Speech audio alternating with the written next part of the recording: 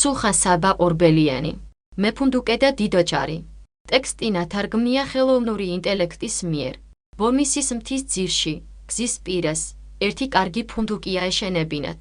მეფუნდუკე ისეთი კაცი იყო, რომ ფუნდუკთან გავლილ მგზავრს ღამეს უსასყიდლოდ ათევინებდა, ასმევდა, აჭმევდა, ცხენს ქერსა და ბზი აძლევდა, მეორე დღეს კი სტუმარს გასამრჯელოს გარეშე ისტუმრებდა. ერთხელ მეფუნდუკეს ერთი დიდოჭარი ესტუმრა დიდი ქარავანით. მეფუნდუკე კარგად დაუხვდა. იმ ღამეს დიდი თოვლი მოვიდა, გზები ჩაიკეტა, ქარავანმა გზა ვერ გააგრძელა და ვერც უკან დაბრუნდა, ამიტომ დიდოჭარს სამთრის გატარება ფუნდუკში მოუწია. მეფუნდუკემ სტუმრებს არაფერი გამოართვა და ხალხსაც და აკლამებსაც თავისი ხარჯით გაუმასპინძლდა. ერთხელ, ერთმანეთში საუბრის დროს დიდოჭარმა მეფუნდუკეს კითხა, შვილი ყავსო? მეფუნდუკემ უპასუხა, არა მყავსო. თურმეკეთროვანი შვილი ყოლია და მის გამოჩენას მოერიდა, ჩემს სტუმარს არ შეეზიზღოს, ჩემი მასპინძლობა აღარ იამებაო. ამიტომ, სანამდე ვაჭარი არ წავიდა, შვილი გარეთ არ გამოუშვა. მოვიდა გაზაფხული, მთა გაიხსნა. დიდოჭარი წავიდა, იგი ძალიან მადლიერი იყო და სურვილი ჰქონდა მეფუნდუკისთვის ამაგიერო სიკეთით ეპასუხა. დიდოჭარის წასვლის შემდეგ მეფუნდუკემ შვილი გამოუშვა. შვილი გაუნაწყენდა მამას და უთხრა, მაინც გძულვარ და აქედან წავალო. გამოუდგა უკან ქარავანს და დაეწია. დიდოჭარმა ჰკითხა, ვინ ხარო?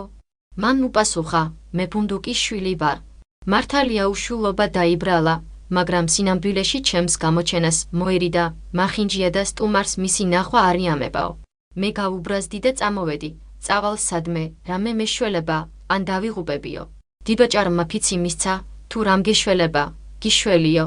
წაიყვანა მეფუნდუკის შვილი და წავიდა. მივიდა შინ, ექიმები მოაყვანინა, მაგრამ ვერავინ ვერაფერს გახდა.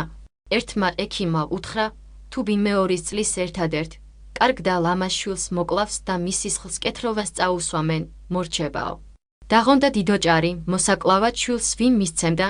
დიდოჭარს თავად ყავდა ერთადერთი ვაჟი, ზუსტად ისეთი, როგორიც მკურნალმა აუღწერა და თქვა, თუ ჩემი შვილი არ შევწირე, მამისი კეთერითი გადავიხადო, ცოლი სხვაგან გაიტყუა.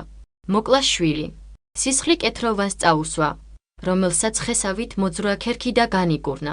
დიდოჭარმა მკვდარი შვილი აკვანში ჩააწვინა და ზედწარი წახურა. დიდოჭრის ცოლი მუცრისა და ძუძუების ტკივილმა შეაწუხა. მივიდა ქმართან და ჰკითხა, ძუძუები მეწვის, ჩვენს პირმშოს ხომ არაფერი სჭირსო? ქმარმა უპასუხა, არაფერი სჭირს, ტკბილად სძინავსო. მივიდა დედა, ბავშვს ძუძუ მისცა და მანაც წოვა დაუწყო. ამოიყვანა სახსალამათი ბავშვი, რომელმაც დედა სიცილი და თამაში დაუწყო. ბავშვს ხელზე ოქროს სალტესავით აჩნდა რაღაც. ქალმა ქმარს დაუძახა, ეს რა არისო? ქმარმა ღმერთს მადლი შესწირა და ცოლს ყველაფერი უამბო.